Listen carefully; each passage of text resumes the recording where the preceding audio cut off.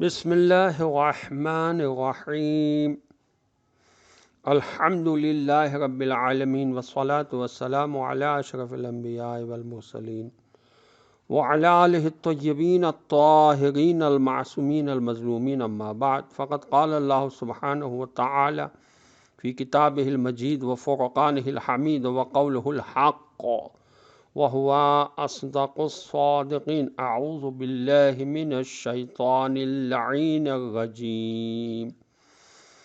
ولو يعجل الله للناس الشر استعجالهم بالخير لقضي إليهم أجلهم ونذر الذين لا يرجون لقاءنا في طغيانهم يعمهون. صدق اللہ العلی العظیم. السلام علیکم ورحمۃ اللہ وبرکاتہ. اللہ تبارک و تعالیٰ کا شکر ہے کہ سورہ مبارکہ یونس کی 11ویں آیت کی تلاوت کا شرف میں نے حاصل کیا. اور اگر آپ ترجمہ سننا چاہیں تو سنیں کہ اور اگر کہیں خدا لوگوں کے ساتھ برائی کرنے والوں میں بھی اتنی ہی جلدی کرتا جتنی جلدی وہ لوگ دنیا کی بھلائی حاصل کرنے میں کرتے ہیں تو ان کی مہلت عمل کب کی ختم کر دی گئی ہوتی. مگر ہم ان لوگوں کو جو ہم سے ملنے کی امید نہیں رکھتے مہلتوں پر مہلتیں دے کر چھوڑے ہوئے ہیں تاکہ وہ اپنی سرکشی میں اندھا دھند مارے بھٹکتے پھریں. لغات القرآن نعمانی کی جلد 2 صفحہ 327 پہ لکھا ہے، یاد رہے کہ لفظ خیر کا استعمال کبھی شر کے مقابلے پر ہوتا ہے اور کبھی ضر کے مقابلے پر. ضر کے معنی تکلیف اور سختی کے ہیں، جیسے خدا نے فرمایا اگر اللہ تجھے کچھ سختی ضر پہنچائے تو کوئی اسے دور کرنے والا نہیں ہوگا، اگر تجھے بھلائی خیر پہنچائے تو وہ ہر چیز پر قادر ہے.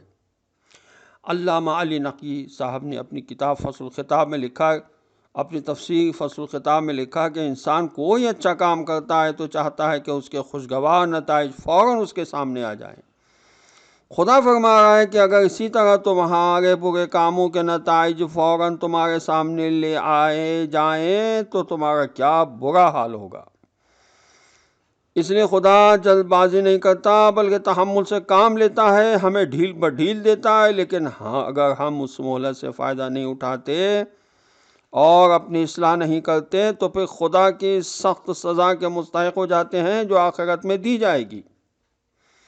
علامہ مودودی صاحب نے اپنی تفہیم القرآن اپنی تفسیر میں لکھا کہ خدا انسان کی برائیاں دیکھ کر فوراً عذاب نہیں بھیج دیتا اور پکڑنے سے پہلے بار بار سنبھلنے کا موقع دیتا رہتا ہے، ڈھیل پر ڈھیل دیتا رہتا ہے، یہاں تک کہ جب رعایت کی حد ختم ہو جاتی ہے اور پانی سر سے گزر جاتا ہے تب قانون مکافات عمل حرکت میں آتا ہے. یہ ہے خدا کا طریقہ. البتہ کم ظرف انسانوں کا طریقہ یہ ہوتا ہے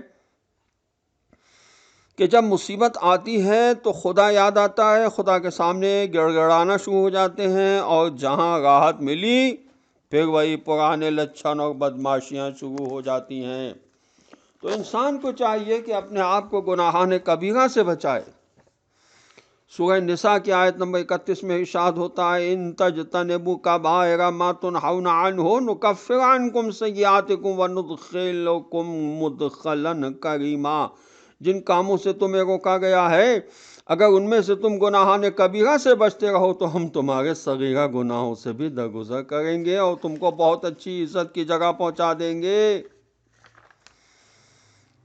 سورہ مبارکہ نجم کی آیت نمبر 32 میں ارشاد ہوتا ہے الذین یجتنبون کبائر الاسم والفواحش الا اللمم ان ربک واسع المغفرہ. جو صغیرہ گناہوں کے سوا کبیرہ گناہوں اور بے حیائی کی باتوں سے بچتے رہتے ہیں بے شک تمہارا پروردگار بڑی بخشش والا ہے. وآخر دعوانا الحمد للہ رب العالمین والسلام علیکم ورحمۃ اللہ وبرکاتہ.